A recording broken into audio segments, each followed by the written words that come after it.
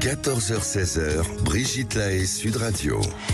Bonjour à tous, nous sommes ensemble durant ces 2 heures sur Sud Radio. Vous le savez sans doute, je vous répète toujours que vous êtes la personne la plus importante. Et pour le dire autrement, je crois qu'il faut vraiment être son meilleur ami.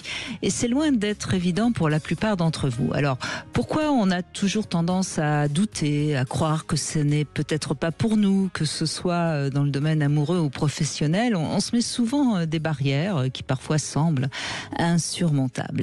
Alors avec Christophe Médici, qui est mon invité aujourd'hui, qui est le créateur de la haute qualité relationnelle, je vais vous aider à être en bonne qualité relationnelle avec vous-même et donc de éliminer votre saboteur. Vous savez, cette petite voix intérieure qui nous murmure « t'es nul, tu vaux rien, tu sais bien qu'il te trompe, de toute façon tu vas échouer ».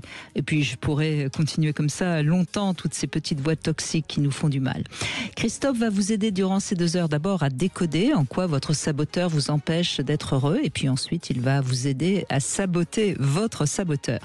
Vous avez envie de réagir, de témoigner ou de poser des questions, vous connaissez notre numéro 0826 300 300. Bonjour Christophe Médici. Bonjour Brigitte Lahaie. Merci d'être avec nous. Alors vous êtes bien sûr le créateur de la méthode haute qualité relationnelle. Vous avez écrit de nombreux ouvrages, notamment Libérer votre cerveau de votre saboteur. C'est aux éditions d'Angle, qui sera un peu notre fil rouge aujourd'hui. C'est vrai qu'on a un sens critique vis-à-vis de soi-même qui est parfois débordant et qui forcément, à force de se dire qu'on va pas y arriver, qu'on est nul, on n'y arrive pas. Vous avez tout à fait raison, Brigitte. Vous dites que je suis le père de la HQR et jusqu'à mon dernier souffle, je la transmettrai. Mais le problème qu'ont beaucoup d'êtres humains, c'est qu'il faudrait être HQR avec soi-même. D'abord. D'abord, vous l'avez dit en tout début, et profondément. Et malheureusement, on a en nous quelque chose que j'appelle moi notre ennemi de l'intérieur. Je l'ai appelé le saboteur pour l'imager, en fait. C'est une image de cette subpersonnalité qui, lui, fait que les gens ne sont pas HQR avec eux, pour certains, profondément. Non content de cela, je dirais qu'il y a 3 I qui fait qu'un individu se sabote. Le premier I, c'est une espèce d'irrespect de soi. Oui. L'irrespect de soi, Brigitte, ça commence partout. Ça commence par la présentation personnelle, de sa manière de s'habiller, de faire attention à son corps, à son alimentation, à son hygiène de vie au sens holistique du terme. Et qui dit irrespect de soi va tout de suite sur le problème de l'estime de soi, qui est quand même le problème central de tous les gens qui se sabotent. Combien de stagiaires font des stages à la HQR et dans le stage, dès le début, j'essaie de les aider à évaluer leur estime de soi, en fait, aiment mieux les autres qui s'aiment eux-mêmes. Vous savez, Brigitte, parfois j'ai envie d'inverser la phrase biblique, vous la connaissez comme tous ceux qui nous écoutent, aime ton prochain comme toi-même. J'ai envie de dire aux gens, aimez-vous comme vous aimez votre prochain. Faudrait inverser la phrase biblique, Brigitte.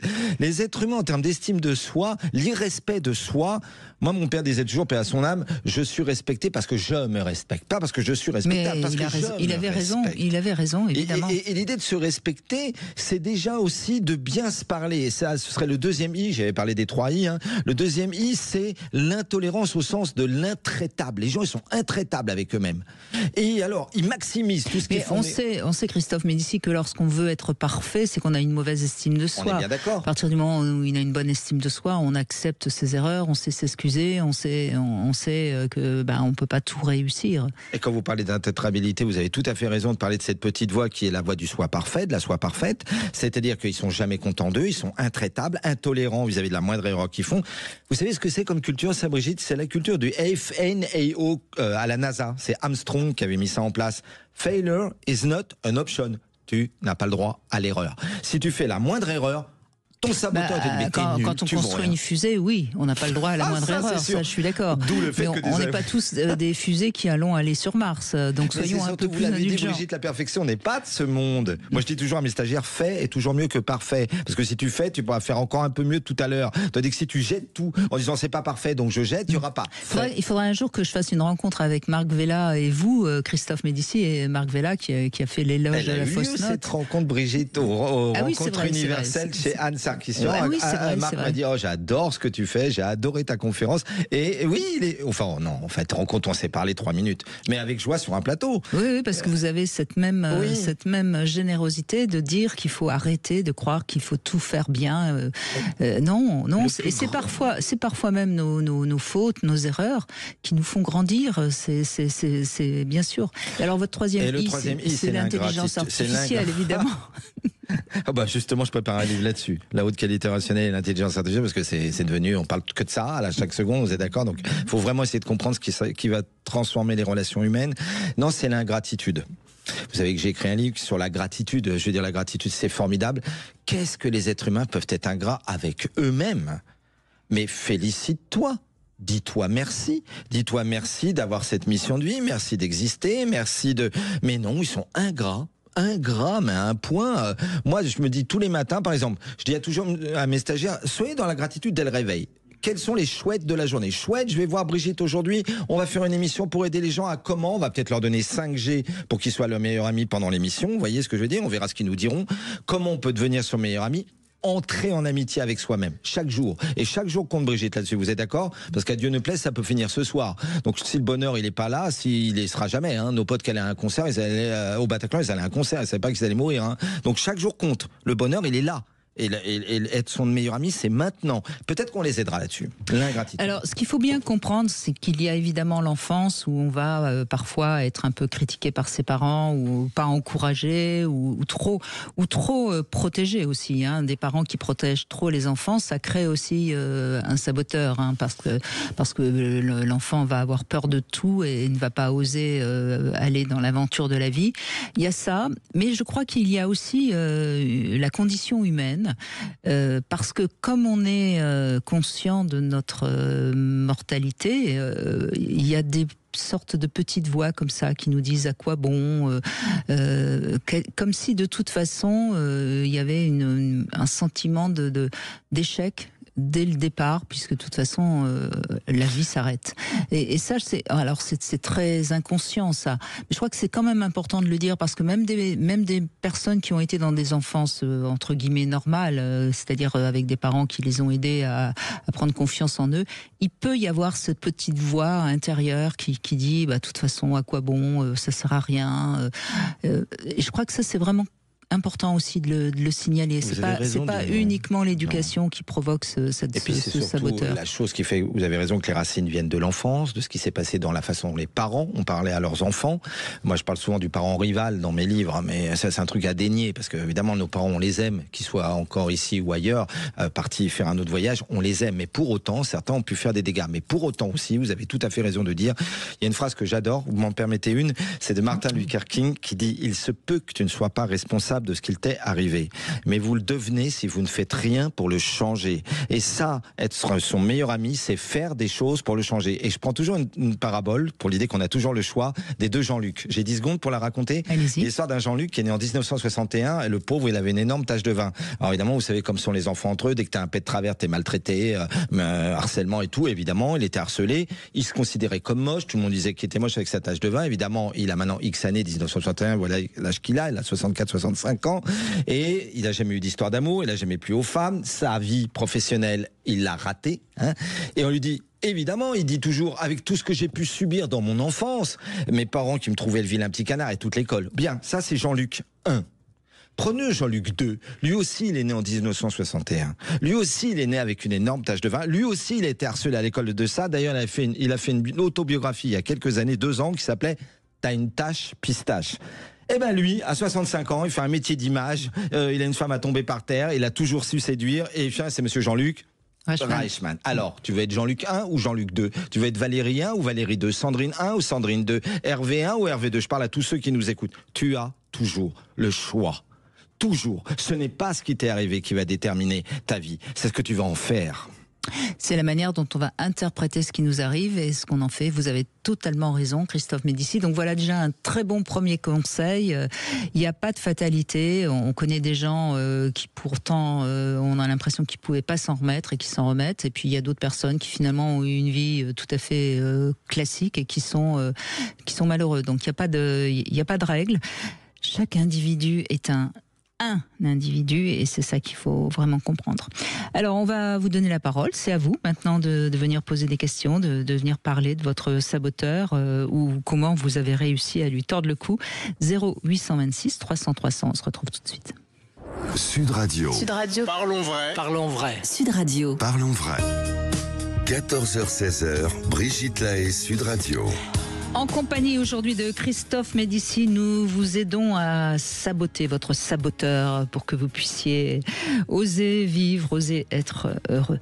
Iris, merci d'être avec nous pour commencer cette émission. Bonjour. Bonjour, merci d'avoir organisé cette émission, cette thématique qui est passionnante. Oui, c'est important, et je sais que Christophe Médicis organise des stages justement pour vous aider à balancer votre saboteur. Et le prochain, ce sera le 28 et le 29 juin. Donc, c'est important si vous avez envie de vous inscrire, c'est hautequalitérelationnelle.fr. Et je disais ça parce que les gens qui ont pratiqué vos stages, Christophe, sont toujours emballés et visiblement, il se passe quelque chose. C'est-à-dire que tout d'un coup, on se sent meilleur et c'est tellement important. Alors vous, comment vous vous sentez justement, Iris ? Alors moi, ce qui se passe, c'est que je ne sais pas si c'est mon saboteur, mais en tout cas, c'est au sein de mon couple. À chaque fois qu'on est à un moment où ça se passe très très très bien, il y a un événement qui fait que tout ce qu'on a passé comme de moments vraiment chouettes et très sympas, il y a un déclencheur qui n'est pas toujours le même, mais souvent. Et qui fait que tout ce qu'on a passé de gentil, de bien, chouette, fait ramener tous les fantômes qu'on a. Alors je ne sais pas si c'est du sabotage, je ne sais pas si c'est autre chose, mais en tout cas c'est comme si on ne s'accordait pas le fait que ça puisse durer en fait. Mais ça se passe comment ? C'est lui, c'est vous ? Qu'est-ce que vous dites ou vous faites qui tout d'un coup gâche le côté positif de ce qui vient de se passer ? Bonne question. Je ne sais pas si ça vient de moi ou si ça vient de lui. Est-ce que c'est... Je ne sais pas. Mais en tout cas, j'ai le sentiment que je suis allée visiter mes fantômes. Moi, j'appelle ça des fantômes. Alors, attendez. Vous avez le sentiment. Donc déjà, c'est une sensation qui est peut-être fausse. C'est ça. C'est pour ça que j'ai mis le doute et que je vous appelle effectivement avec cette... dire, est-ce que ça concerne ça ? Est-ce que c'est ça ? Est-ce que lui aussi a ce sentiment-là ? Est-ce que vous en avez parlé ? Est-ce que vous avez... Ah oui, tout à fait. Donc lui aussi a le sentiment que vous n'arrivez pas à profiter des bons moments et qu'il faut sans cesse que vous revoyiez le côté noir, si je puis dire, de votre histoire. Alors, on vit les choses, mais quand on rentre ou quand ça s'arrête, il y a systématiquement un schéma qui se met en route au lieu de se poser, de se dire ouais, génial, et on avance et on monte la marche pour faire des choses encore plus grandes et de ça. Il y a un essai de ramener des sujets qui font que cette marche qu'on vient de passer. D'accord. Vous allez vous mettre à parler de choses qui sont plutôt Exactement. tristes ou négatives, ou que vous n'allez pas y arriver, ou etc. etc. Ce qui veut dire faire référence à des choses du passé pas top, quoi. Oui. Alors à mon avis, ça laisserait penser qu'il y a en vous, chez l'un comme chez l'autre, le sentiment que de toute façon vous n'êtes pas fait pour être heureux, vous n'avez pas droit au bonheur en amour, et que de toute façon, et c'est à ce moment-là en effet votre saboteur qui mettrait en avant le petit truc qui fait que ça va pas, quoi. C'est ça. Iris, je peux me permettre de vous poser une question pour que ce soit plus clair pour nous. Est-ce que ça veut dire qu'il y a conflit ouvert entre vous deux à ce moment-là, ou c'est plutôt larvé ? Non, il y a conflit ouvert. Non. Il y a vraiment... Ça commence larvé, et puis à un moment, il y a vraiment une colère. D'accord, alors j'entends bien. Alors maintenant, je peux peut-être vous faire un petit feedback là-dessus, un petit feedback de coach. On sait très bien que lorsqu'on tombe amoureux de l'un et de l'autre, et dans une relation amoureuse, c'est nos deux enfants intérieurs qui se font écho. On est d'accord ? Et ces deux enfants intérieurs, ils ont toutes et tous un enfant intérieur blessé. On est d'accord ? À mon avis, à un moment donné, votre saboteur fait que... vous savez, l'être humain, en couple, qui est le lieu idéal du conflit, il a deux options. Ou il est relationnel, c'est bien pour ça que je fais faire des stages à la haute qualité relationnelle, Iris, vous entendez bien relationnel ? Elle en parlait, Brigitte, dès le début de l'émission. Où il est, et ce qui n'est pas pareil. réactionnel. Vous entendez, Iris?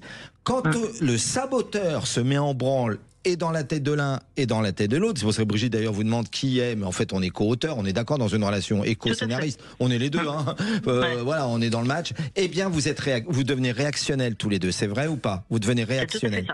Ah bah oui. Eh ben c'est fini, c'est réactionnel. Et alors vous avez remarqué, Brigitte, il y a tellement de livres qui le disent, c'est toujours quasiment pour les mêmes choses. Ça a été étudié dans plein de livres. Et parfois des bricoles. Des conneries. On appuie sur le bouton et il y a une étude américaine qui était sortie, Iris, qui dit qu'à 90% les couples s'engueulent toujours pour les mêmes raisons, même si c'est des couples de 20 ans. Alors, ce qu'il faut comprendre, Iris, c'est que soit c'est parce que vous étiez dans des familles réactionnelles et donc vous refaites le même modèle, c'est-à-dire que vos parents vous étiez toujours en train de se disputer, donc vous vous disputez. Chez l'un, chez l'autre, c'est pareil. C'est ça. Ouais. Bon, bah donc vous avez la réponse. Et donc la solution, c'est au moment où vous allez rentrer dans le conflit, c'est remarquer que vous êtes en train de rentrer dans le conflit, de mettre un joker en place, de dire stop, et de travailler chacun l'un et l'autre sur votre enfant intérieur qui réactive sans cesse et qui de toute façon n'est pas encore adulte. Vous n'êtes pas mature, Iris, je suis désolée de vous le dire. Iris, non, mais je suis ravie de l'entendre. Venez faire un stage avec lui un jour. Faites-vous accompagner tous les deux. Moi, je serais complètement partante, mais lui ne veut absolument pas évidemment. Il y en a toujours un des deux qui freine. Voilà. Mais parce que c'est certainement très, très douloureux ce qu'il a mis en place. J'aime bien cette idée de relationnel et réactionnel, Christophe Midi. Merci, Brigitte. Franchement, bravo, parce que je vais le garder, ça. Non, mais lui, il a mis ce système en place parce que ça permet de moins le faire souffrir. Et il veut pas travailler parce que ça l'obligerait à rentrer dans ses croyances et dans ses peurs. Et ça serait très très douloureux, donc il veut pas y toucher, vous voyez. Mais nos croyances, que quelque part de toute façon on doit réagir parce que sinon l'autre va nous attaquer. En fait, c'est presque ça. C'est-à-dire vous attaquez avant d'être attaqué, tous les deux. Mais c'est même pas ça. Non. Moi, c'est là où je suis surprise à chaque fois, c'est que j'amène quelque chose de très positif en fait. J'amène un cadeau dans le sens relationnel, c'est-à-dire j'amène quelque chose qui peut être chouette pour nous. Et j'ai une réaction qui est complètement... Alors, il y a une tierce personne qui intervient. Il y a un des enfants qui intervient. Donc ça fait référence sans doute à son passé, avec je sais pas, sa relation passée peut-être. Mais certainement, d'ailleurs, ça rappelle une partie, c'est la moitié, hein, papa et maman. Hein. Et à chaque fois, je ramène quelque chose qui fait que ça crée du lien, pour créer du lien. Et à chaque fois, je me prends un scud.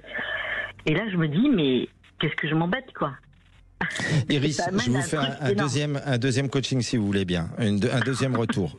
En fait, l'idée, je sens quand même que des deux, vous avez une propension à vouloir rester dans le relationnel. Et que lui, c'est lui qui d'emblée, le plus souvent possible, rend dans le réactionnel. On est d'accord? C'est ce qu'on entend dans ce que vous nous dites. Parce que vous prenez un scud, nous on appelle ça des toxicums. C'est ce qu'il me dit lui. Oui. Il me dit que c'est moi qui suis dans la réaction. Oui, non, mais ça... Dans le couple, c'est toujours toi. Oui, mais vous savez, alors Christophe, je vais rester très prudente parce que entre peut-être un geste ou une attitude d'Iris, ça peut aussi être du réactionnel. Ça peut venir d'elle, on ne sait pas. Et puis vous-même, vous ne le savez pas, Iris, et c'est tout votre honneur de le reconnaître. Par contre, je pense qu'à ce moment-là, peut-être qu'un des deux peut se dire un accompagnement avec un thérapeute aussi de couple, peu importe, ou des stages ou des choses comme ça peut vous aider parce qu'il y a du tiers. Vous voyez ce que je veux dire, Iris? Moi, c'est ce que je fais. Hein. C'est le travail que je fais. Mais bravo. Mais sauf que je m'aperçois que là, on arrive sur des choses qui ça se répète. Donc moi, je somatise physiquement maintenant. Donc je suis vraiment dans une situation où je suis ennuyée parce qu'on s'adore, on s'aime vraiment, et c'est ça qui m'attriste. Oui, vous l'aimez vraiment, peut-être, et lui aussi. Donc, à partir de ce moment-là, il faut commencer à vous aimer chacun vous-même. Ouais, c'est ça. Parce que si vous guérissez vos blessures, si vous les cicatrisez, il n'y a plus de raison de chercher. Vous savez, le couple, je le répète sans cesse, c'est un parcours initiatique. Il est fait pour nous faire grandir, le couple aussi. Et si vous n'arrivez pas à grandir, c'est que quelque part, vous n'arrivez pas à suffisamment vous aimer, Iris. Je dis ça simplement. Parce qu'une fois qu'on s'aime, même si l'autre nous fait une remarque qui pourrait passer pour une critique, on l'entend plus comme une critique, on l'entend comme une remarque. Et puis après, on dit, c'est vrai, tu as raison, j'aurais pu faire attention à ça. Ou on lui dit, écoute, excuse-moi, tu prends les choses un peu trop à cœur, mais j'ai vraiment dit ça de manière tout à fait anodine. Vous voyez, on peut à ce moment-là ne plus être dans le réactionnel. Tout à fait, Brigitte, mais je partage complètement. Le couple, Iris, c'est l'autre à bout portant, on est d'accord ? Et je me rappelle d'un film, vous vous rappelez, où ils étaient tous les deux dans le lit, mais ils n'étaient pas deux, ils étaient 6. Il y avait le père et la mère de l'un et le père et la mère de l'autre. Vous la connaissez, cette image, c'est un film américain très connu. C'est vraiment ça. Il y a papa et maman des deux qui sont là. Donc, les enfants. Oui. Et donc, on est nombreux dans le couple, finalement. Hein. On est nombreux. Hein, je veux dire. On arrive à le faire. C'est-à-dire de dire non, mais on a beaucoup de monde en soi, hein, de toute façon, déjà. Hein. J'adore cette phrase de Wojciech dans la pièce de Büchner. Tout homme est un abîme, quand on se penche dessus, on a le vertige. On a déjà du mal à se comprendre nous-mêmes, et comme dit Brigitte, avec tous les gens qu'il y a en nous, alors comprendre l'autre, alors là c'est vraiment une gageure, parce que c'est à travers nos filtres, à travers nos croyances. Travaillons sur nous, comme nous disait Brigitte tout à l'heure, hein, pour mieux nous aimer. Et il n'y a pas d'âge. Il n'y a pas d'âge, ça je le dis à tous ceux qui nous écoutent. Vous pouvez commencer aujourd'hui. Oui, je pense vraiment, Iris, votre mantra à vous, c'est vraiment... Je sais qu'il m'aime, si je me sens attaquée, c'est que je m'aime pas assez. D'accord ? Ok. Voilà. C'est 200 €, Iris. Non, arrêtez. La séance chez la psychanalyse, Brigitte. Arrêtez. Merci Iris, en tout cas. Iris. Merci beaucoup. Merci. On continue bien sûr avec vous sur Sud Radio. N'hésitez pas à nous appeler 0826 300 300 si vous avez envie de mieux comprendre qu'est-ce qui fait que vous vous sabotez. Dans un instant, c'est le Love Conseil. Pourquoi on ment ? Vaste question. Le Love Conseil. Alors Christophe Médici, pourquoi on ment ? Alors le premier qui me dit qu'il n'a jamais menti fera son énième mensonge, hein, parce que toute la vérité, rien que la vérité, c'est pas vrai. On a toujours tendance plus ou moins à mentir, hein, au moins à enjoliver la réalité. Et si on fait le point, évidemment qu'on ment. Tous, sans s'en rendre compte même parfois. Enfin, moi, je m'en rends parfois compte, ça m'énerve un peu, mais je reconnais que je mens. Alors, cela étant dit, il y a les bons et les mauvais mensonges. Alors, les petits mensonges qui ont pour but de nous montrer sous notre meilleur angle, bon, après tout, pourquoi pas, à condition de ne pas se mentir à soi-même. Hein, quand on fait un petit mensonge, il ne faut pas se mentir à soi-même. Mais le meilleur moyen de ne plus trop se mentir à soi-même, c'est déjà de réaliser qu'on se ment de temps en temps malgré soi. Donc, soyez lucide, ça vous permettra de savoir où vous en êtes avec votre narcissisme, hein, parce que généralement, si on ment, c'est pour se mettre sous un meilleur jour, ou parce qu'on se sent un peu coupable. Enfin, c'est toujours des petits travers qu'il faut essayer de régler. Mais rassurez-vous, ces petits mensonges qui servent parfois aussi à se faire plaindre ou à être félicité, c'est pas bien méchant, à condition évidemment de ne pas en abuser. Bon, ensuite, il y a les mensonges qui permettent de préserver son jardin secret. Ils sont parfois bien utiles. Par exemple, je vois pas l'intérêt de raconter le soir à son mari qu'on a été dragué par son collègue. C'est pas utile. Ça n'a aucun intérêt. Et ensuite, il y a ceux qui nous obligent à mentir à cause de l'attitude de notre partenaire, qui par exemple est très jaloux ou qui a tendance à être toujours critique. Bon, alors on finit par avoir un peu l'habitude de lui mentir ou d'omettre la vérité. Et ça, c'est ennuyeux aussi parce que ça finit par nuire à la relation. Et puis, sinon, je veux dire, il y a les vrais mensonges qui nous protègent. Je pense notamment en cas d'infidélité où on préfère mentir. Là, il faut être lucide parce que, bon, ok, pourquoi pas ? Moi, j'ai pas d'avis sur ce qu'il faut faire ou ne pas faire. Mais si on est découvert, ça sera une double peine. Donc, il faut bien y réfléchir. Et on va dire qu'il y a une échelle avec une fourchette où il y a parfois certains mensonges, Brigitte, qui sauvent des vies, hein, ou qui sauvent une vie. Bien sûr. En 41, quand une personne arrivait et qu'il protégeait des petits juifs, il mentait aux nazis qui arrivaient, il sauvait des vies. Hein. On est bien d'accord. Et il y a la mensonge de l'autre côté de la fourchette, qui est une pathologie. Les mythomanes profonds qui croient en leurs mensonges, Brigitte. Et or, ceux qui croient en leurs mensonges, c'est une maladie mentale, la mythomanie profonde. Et là, ça fait des gens qui... Vous avez des gens comme ça, ils sont des purs mythomanes, mais je crois qu'ils croient en leur délire. Ils y croient. Ils croient en leur délire. Et ça, il y avait une phrase de Cocteau qui dit « Je suis un mensonge qui dit toujours la vérité. À chacun ses mensonges, à chacun sa vérité. » Heureusement, c'est un signe aussi de bonne santé mentale que de savoir mentir. Et d'ailleurs, le jeune enfant, il ment un peu, hein, déjà. Et parfois, il accuse son frère ou sa sœur. Exactement. Et quand il apprend à mentir, c'est que son cerveau a grandi. Il est devenu plus mature, donc c'est une preuve d'intelligence. D'ailleurs, excusez-moi, après on passe à autre chose, mais nos grands maîtres du monde, les maîtres de la terre, sont-ils pas les parangons et les plus gros chantres du mensonge? Quand on fait de la com, c'est bien destiné à paraître. Moi, je fais une formation à la communication, mais c'est pas la même. La com, c'est destiné à justement faire croire que. C'est l'art du paraître. Est-ce que c'est pas déjà mentir? Est-ce que c'est pas déjà travestir? Oui, mais c'est pas ça ne justifie pas nos mensonges qui ne sont pas utiles. Non, je suis d'accord avec vous. On est bien d'accord. Bien sûr. Marlène, bonjour. Bonjour Brigitte, bonjour Christophe. Bonjour Marlène.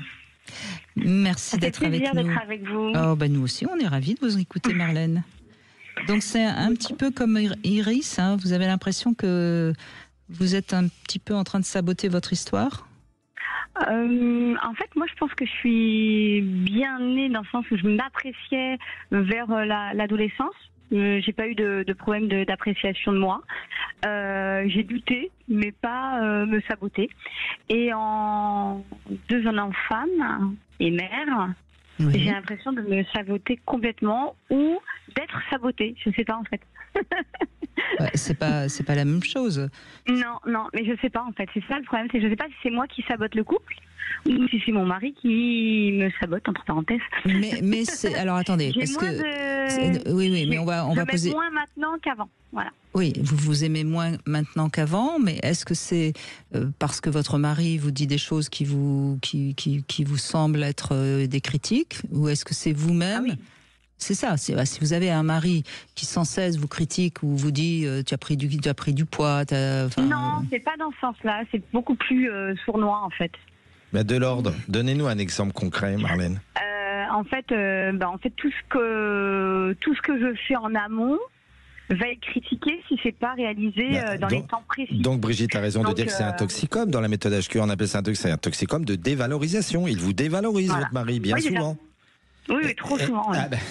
Brigitte a bien raison de dire que ça vient de l'extérieur, et ça c'est ce que j'appelle dans Libérer votre cerveau de son saboteur, un toxicome qui est un allié extrinsèque de votre saboteur interne. C'est-à-dire, ça va le muscler. Vous voyez ce que je veux dire? Ça va vouloir aller le chercher dans votre cerveau quand votre mari fait ça.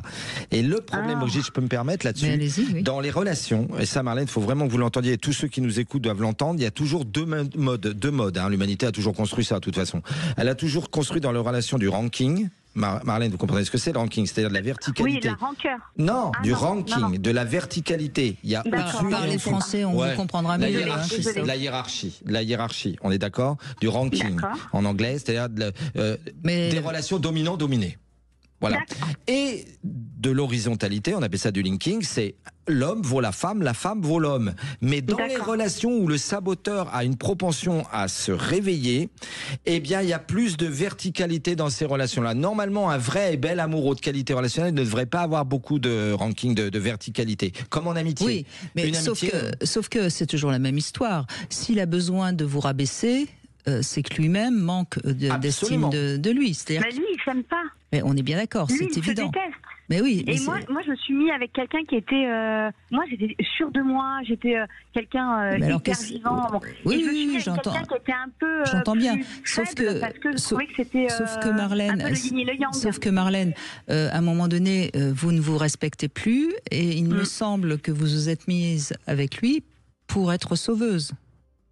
Ben non. Je pensais pas, mais bon, oui, maintenant que je vous écoute, oui. Inconsciemment, Marlène, inconsciemment. Maintenant que je vous... Vous avez repéré... J'ai réussi pendant 5-6 ans, et d'un seul coup, ça a changé. Alors, il y a une nuance importante à faire, Marlène. Est-ce que c'est quelqu'un qui a une tendance toxique, on a compris, mais est-ce que c'est une tendance légèrement perverse, ou est-ce que c'est vraiment un problème d'estime de soi? Je pense que il est pas méchant en soi. Il va jamais me taper, jamais me lever la main dessus. Encore heureux. C'est que Je pense que c'est même inconscient de la façon qu'il fait. C'est-à-dire, il vous rabaisse pour montrer que lui aurait été à la hauteur de ce que vous n'avez pas su faire, en gros. Hein.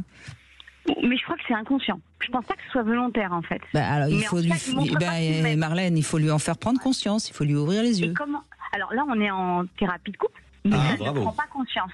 Oui, mais ça ne prend rien. Oui, mais attendez, est-ce qu'il a fait la thérapie de couple parce que vous avez été initiatrice de la chose, on est d'accord Marlène, et il a dit oui pour vous faire plaisir, ou il a dit oui parce que vous lui avez dit je t'en prie, moi j'en ai besoin, on est d'accord Marlène? J'ai mis en fait le haut là, j'ai bien compris, mais le problème d'un homme qui, alors que vous lui avez dit fais-le s'il te plaît parce que moi j'en ai besoin, il y va pas parce qu'il est conscient que lui en a autant, à minima autant besoin que vous, il y va parce que vous avez demandé, ce n'est pas du tout la même motivation Marlène.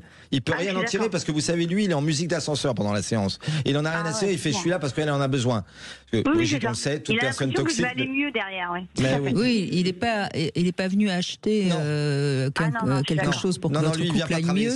Il est juste venu parce que c'est une sorte d'ultimatum que vous lui avez posé.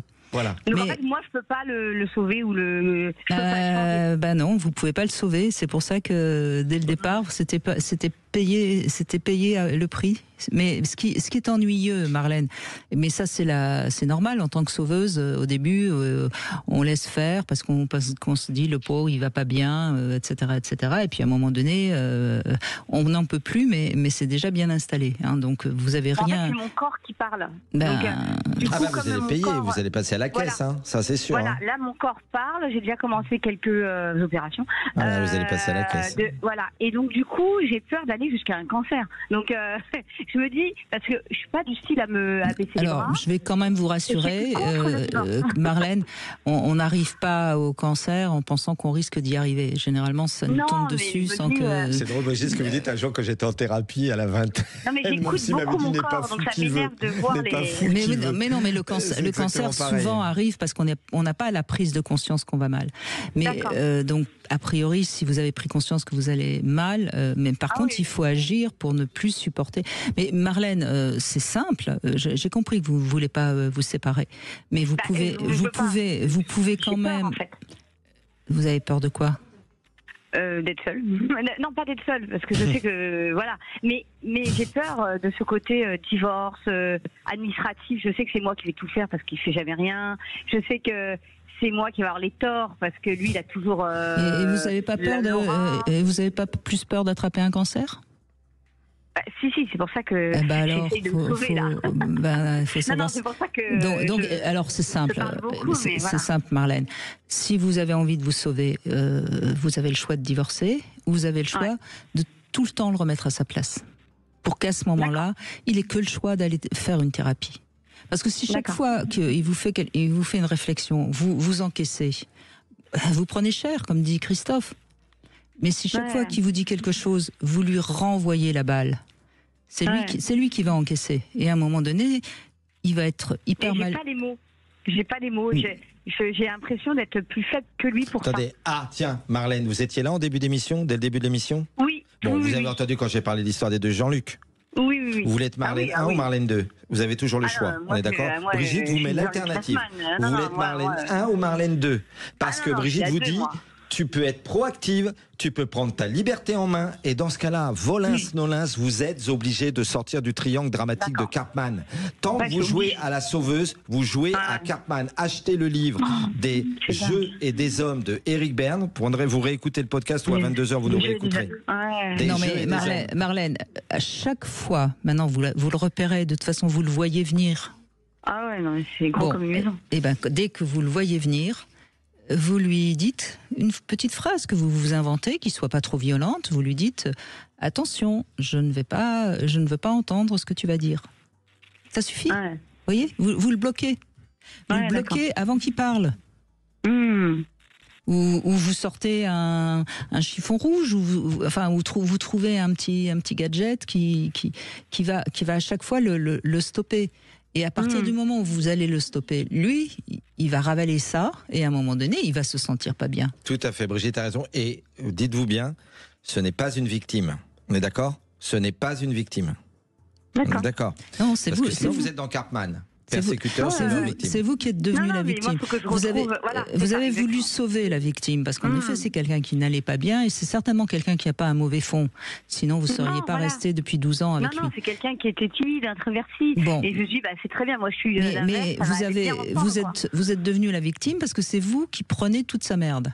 Eh ben, vous ne le laissez plus, vous videz son sac sur vous. Et à un moment donné, son sac va devenir très très lourd. Et là, il va avoir besoin de quelqu'un pour aller le vider. D'accord. Ou pas, mais c'est son problème. Ce sera son problème. Ouais, d'accord. Okay, Ou pas, mais c'est son problème. On est d'accord ? Ouais. Ou pas, mais c'est son problème. Il téléphone à mes copines pour dire à quel point il m'aime, mais jamais il me le dit. Donc c'est quand même hallucinant, quoi. C'est vraiment... C'est malsain, quoi. Parce que vous avez mis en place un système entre vous qui fait que vous ne pouvez même plus communiquer. Oui, c'est ça, ouais, d'accord. Oui, on communique chez le psy, quoi. Admettons, mais c'est même pas sûr. Moi, oui. Je communique ce que j'ai envie de dire. Mais si vous n'arrivez pas à trouver la phrase qui l'arrête, vous prenez un objet que vous lui mettez devant, vous mettez une frontière entre vous et lui. Okay, et en fait, pas que chez le psy, parce que vous avez communiqué sur Sud Radio, sur Sud. Ah, mais beaucoup. Et Dieu sait si vous nous avez dit des choses. Donc vous êtes quelqu'un de très très vif dans votre tête, hein, Marlène. Parce que là, le but, c'est qu'on vous envoie aussi des bonnes choses. Mais vous avez beaucoup de ressources. Tenez bon, tout le temps, tout le temps. Brigitte, on sent qu'on a beaucoup de ressources. Oui. Donc vraiment. Non, mais je baisse pas les bras, je suis confiante. Vous allez lever les bras avec un drapeau. Et vous avez écouté la chanson d'Amel Bent, mais toujours le point levé. Vous allez m'écouter, vous allez faire un peu de mélothérapie. Écoutez des chansons de femmes fortes, d'accord ? Des chansons. Oui, je fais même de la médiation. Très bien, voilà. Et écoutez des chansons de femmes qui disent toujours le point levé, résiste, tout ça, voilà. D'accord. Merci Marlène. Merci beaucoup. On fait une petite pause, on revient sur votre saboteur qui est forcément toujours un peu présent. On a tous un petit saboteur en nous, mais il ne faut pas le laisser prendre trop de place et on est là pour vous aider à lui briser le cou. 14h-16h, Brigitte Lahaie, Sud Radio. Christophe Médici est avec nous et je rappelle que vous pouvez aller voir sur son site hautqualitérelationnelle.fr si vous voulez vous inscrire pour un de ces stages où justement il vous aide à tordre le cou à votre saboteur. On continue avec Carole qui est avec nous. Bonjour Carole. Oui, bonjour. Alors justement, Christophe Médici, on a 3 femmes là dans cette heure qu'on passe ensemble. Est-ce que les femmes se sabotent plus que les hommes ? À mon avis, oui, mais... Je pense que les femmes sont plus conscientes de se saboter. Je pense que beaucoup d'hommes se sabotent, mais comme un homme dans sa croyance limitante, il est fort, vous comprenez, hein ? Beaucoup d'hommes, c'est « moi je suis fort ». Et le fort, il pense qu'il ne se sabote pas, et surtout... il pense qu'il n'a pas besoin d'aide. Et d'ailleurs, souvent, dans les croyances, les hommes ont dit « Pourquoi tu ne fais pas ni thérapie, ni coaching, ni formation continue ?» Et c'est les femmes, vous savez. C'est en train de bouger. Hein. Tant mieux. Il y a de plus en plus d'hommes en thérapie. Bien-être, quand on donne des confs, Brigitte, c'est du 80-20. Mais scène bien-être, c'est très féminin déjà. Hein. Mais thérapie... Enfin, après, moi, non, je vous assure... Bien sûr, vous avez raison, Brigitte, mais le genre féminin, il a 30 ans d'avance sur le genre masculin, sur le travail sur soi. Franchement, Brigitte, sincèrement. Et il a 20 ans d'avance. Bon. Hormis 20% d'hommes. Et d'ailleurs, je dis toujours à mes stagiaires... Bon, on écoute Carole. Carole, on est en train... Vous m'avez posé une question, Brigitte. Oui, mais je ne vous ai pas demandé de partir dans un monologue. Faut pas avec moi, Brigitte. Excusez-nous, hein, Carole. Je fais ce que je peux. Hein, mais il est en train de se saboter parce que moi, je ne vais plus le réinviter s'il parle tout seul. Ne dis pas ça, Brigitte, c'est le sens de ma vie. Et quand vous parlez du saboteur, vous parlez d'un homme qui nous sabote ou c'est nous qui nous sabotons par notre propre... C'est nous, c'est notre saboteur intérieur. Intérieur, ah oui, je pense qu'on en a un, et en fait... Et alors le vôtre, il est comment ? Racontez-nous. C'est le vôtre qui m'intéresse, Carole. Il est un petit peu mieux. Il est un petit peu mieux qu'il n'a été, mais en fait, on se sabote. Vous voulez dire, attendez, quand vous dites il est un peu mieux, ça veut dire qu'il est un peu plus petit, qu'il est un peu... Vous voyez, c'est intéressant les mots. Parce que vous avez votre saboteur, on le nourrit plus ou moins, et plus on le nourrit, plus il devient grand, plus il devient gros. Donc là, vous devriez dire, il s'amaigrit, il devient plus petit, vous voyez ? Il n'est pas un peu mieux, enfin j'espère. Oui, en parlant comme ça, oui, oui. C'est vrai Oui, oui. Vous voyez comment il faut parler pour bien se motiver à ce qu'il soit de plus en plus petit, ce saboteur. En fait, il faut en prendre conscience parce quand on est dans l'action, quand on a des relations un peu, on se rend pas compte qu'on se sabote des fois nous-mêmes et c'est avec le recul, avec l'âge et les expériences qu'on se rend compte en fait que des fois, on peut être notre propre choix et puis savoir dire non, quoi. Et quand on arrive un peu à savoir dire non alors, il y a une chose dont on n'a pas encore trop parlé. On a parlé de l'estime de soi, mais on n'a pas parlé de la confiance en soi. Est-ce que vous avez confiance en vous, Carole, quand vous avez quelque chose à faire, par exemple? Non, pas du tout. Alors, c'est pareil, c'est mieux. C'est mieux qu'avant. Il y a quand même du travail qui a été fait, donc plus les années passent, et plus j'ai confiance. Mais... Alors, qu'est-ce que vous aimez faire, vous, dans votre vie de tous les jours, vous avec vous-même? Alors, moi, j'apprends avec vous, comme je vis toute seule. Déjà, je me suis beaucoup détachée par rapport aux gens. Oui, mais vous répondez pas à ma question. Qu'est-ce que vous aimez faire, vous, pour vous, toute seule? Qu'est-ce que j'aime bien faire pour moi? Du jardinage, les mots croisés, de la couture, du dessin. Enfin, qu'est-ce que vous aimez faire? Alors, je fais pas grand-chose au niveau manuel. Après, c'est vrai que je fais... Chanter Oui, je chante toute seule ou je me retrouve toute seule de plus en plus, mais bien, quoi. Je me retrouve avec il va falloir... Alors, c'est vraiment... Vous voyez, je posais pas cette question de manière anodine. Carole, il va falloir trouver quelque chose que vous allez faire pour vous, qui vous permet de créer et de vous rendre compte que vous êtes créative. Et ça va vous donner confiance en vous. Les gens rien que, par exemple, le jardinage, les gens qui jardinent, le fait de jardiner, de voir ce qu'on a planté, qui grandit, ça nous donne du bien-être et de la confiance en nous. Et c'est ça qui vous manque, Carole, parce qu'on entend bien. Qu'est-ce que vous faites pour vous? Oui, je fais, oui. Alors, chanter, si vous aimez chanter, allez vous inscrire dans une chorale. Alors après, je fais partie d'un groupe de flamenco quand même. Ah bah alors. Donc, je fais quand même des activités pour moi. Je croyais que vous me parliez vraiment des choses que je faisais seule, mais je fais partie d'un groupe de flamenco depuis 4 ans où j'ai beaucoup appris et puis que j'ai beaucoup appris justement sur. Et ça vous fait du bien. Ah mais bien sûr. Et ben voilà.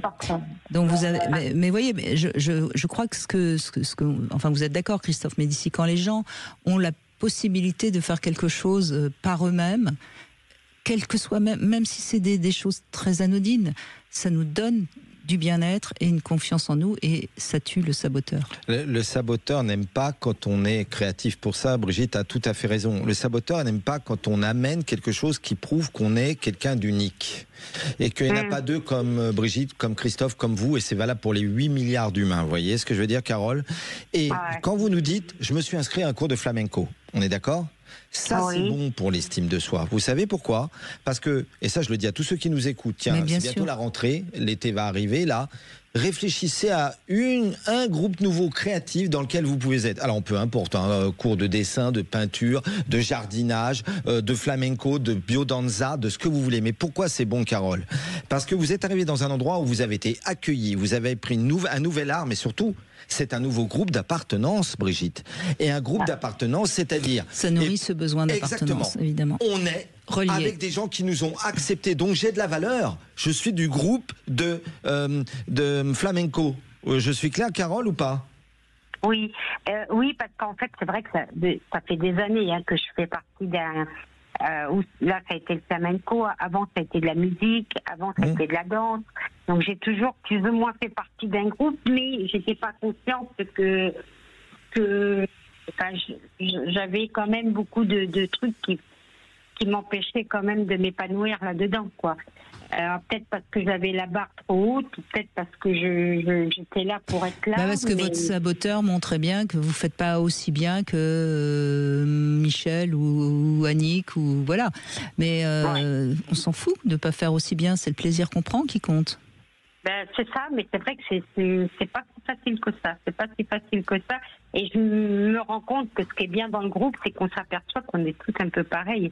Arrivé à un certain âge, on est tous un peu dans le vouloir faire bien, dans le vouloir se montrer, et que on a tous des défauts, les uns comme les autres, et des qualités, mais le groupe permet aussi de se voir, parce que des fois on se voit pas non plus. Donc ça veut pas dire qu'on n'est pas bien, mais ça veut dire qu'on prend pas conscience vraiment de il y a encore du boulot avec votre saboteur, Carole.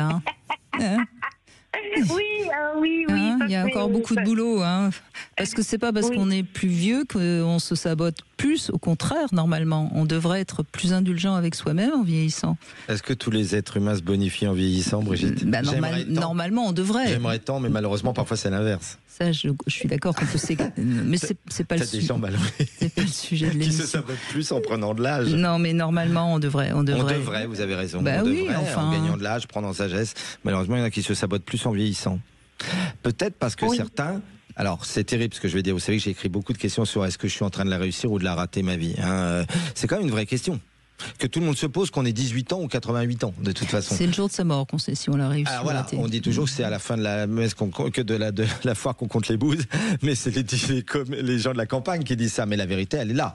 C'est-à-dire que je me rappelle avoir écrit un très vieux livre qui s'appelait L'homme sans Rolex, où je te disais qu'est-ce que réussir sa vie aujourd'hui. Vous voyez ce que je veux dire, Carole? Et parfois, tu as des gens d'un certain âge qui sont effectivement dans aïe, je la voyais pas comme ça, ma vie. Est-ce que je suis pas un peu passé à côté de ma vie? Et je reviens sur l'histoire des deux Jean-Luc. Parce que de toute façon, on peut toujours changer et faire de bons choix. Voyez. Après, il faut, il y a beaucoup de quand on n'a pas eu de repères, un petit peu de sécurité, il y a beaucoup de contradictions.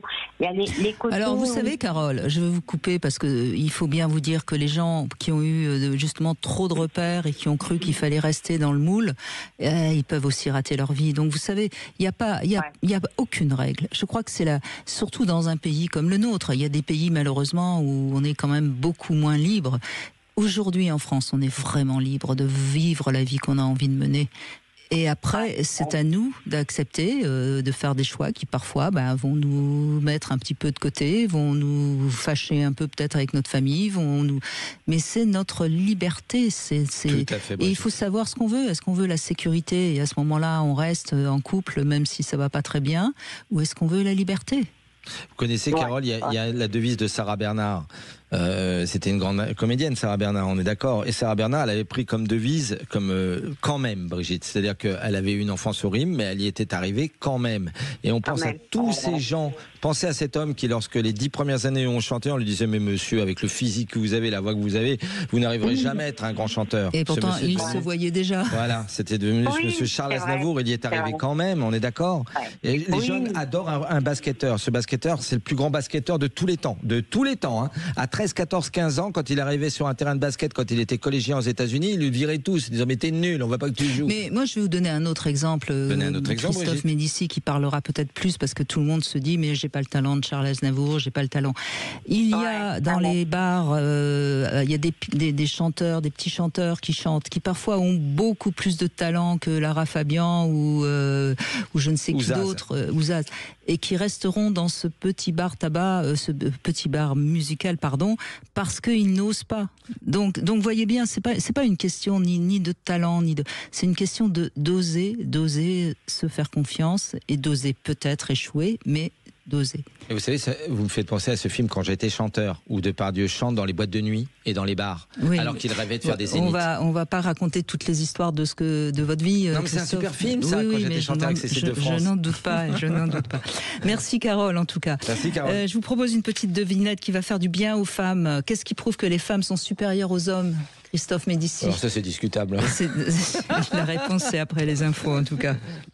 Sud Radio, c'est vous qui donnez le ton. 14h-16h, Brigitte Lahaie, Sud Radio. Eh bien, on va continuer à saboter votre saboteur. C'est un terme de Christophe Médici, puisque vous êtes l'auteur de ce livre, Libérez votre cerveau de son saboteur. C'est aux éditions d'Angle.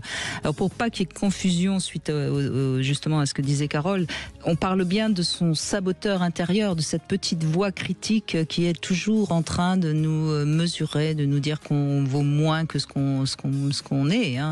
Je crois que chaque individu, vous l'avez dit tout à l'heure, oui, chaque individu a la capacité d'être bien et il faut vraiment se donner confiance.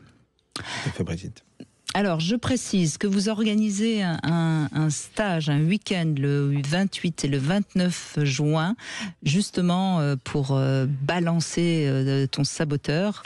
C'est à Paris. Si vous avez envie de vous inscrire, vous allez sur le site de Christophe, haute-qualité-relationnelle.fr.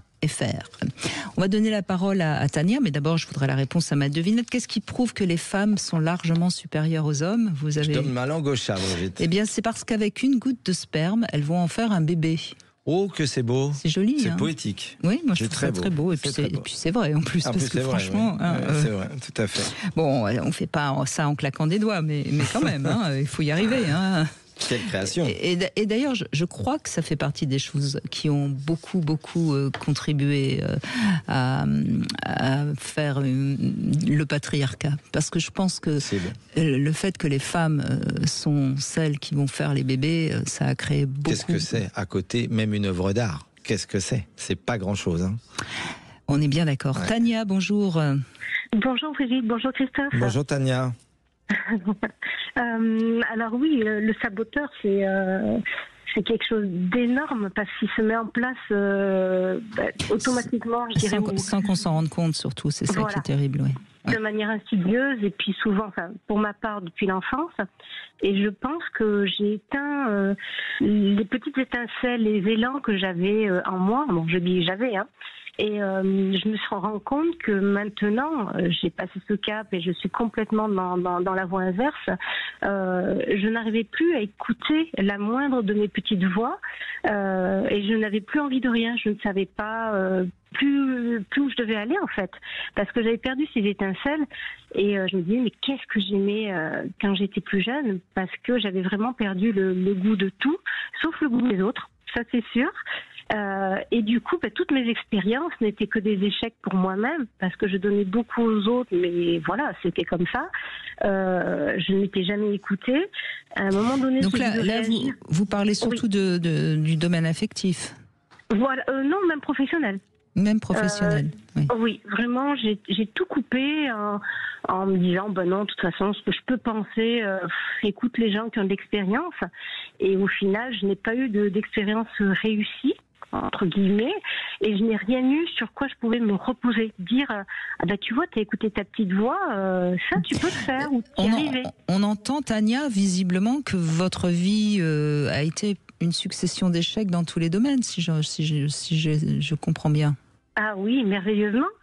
Merveilleusement. Tania, je peux me permettre là, on entend beaucoup la voix de votre saboteur parlant dans votre bouche. J'aimerais vous dire que vous pourriez prendre 5 minutes, je ne sais pas quel âge vous avez, on ne va pas vous le demander avec Brigitte, mais imaginez tout ce que vous avez déjà réussi dans votre vie jusqu'à l'âge que vous avez là. Prenez une feuille ce soir, après avoir écouté l'émission, et tout ce à quoi vous êtes parvenu, et toutes les belles créations que vous avez déjà faites et les victoires. Je me fais comprendre, Tania? Est-ce que vous avez eu des enfants, par exemple, Tania?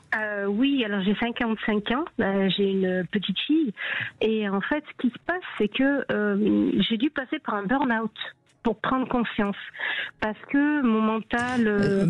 vous savez, je crois, Tania, dans ce que vous me dites, je pense que votre besoin d'être aimé était tellement plus important que votre amour pour vous-même, que vous vous êtes tout le temps sacrifié pour les autres. Est-ce que je me trompe?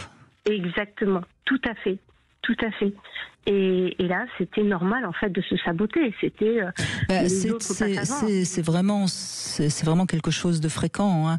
On veut tellement plaire, on recherche tellement dans les yeux des autres de sa valeur.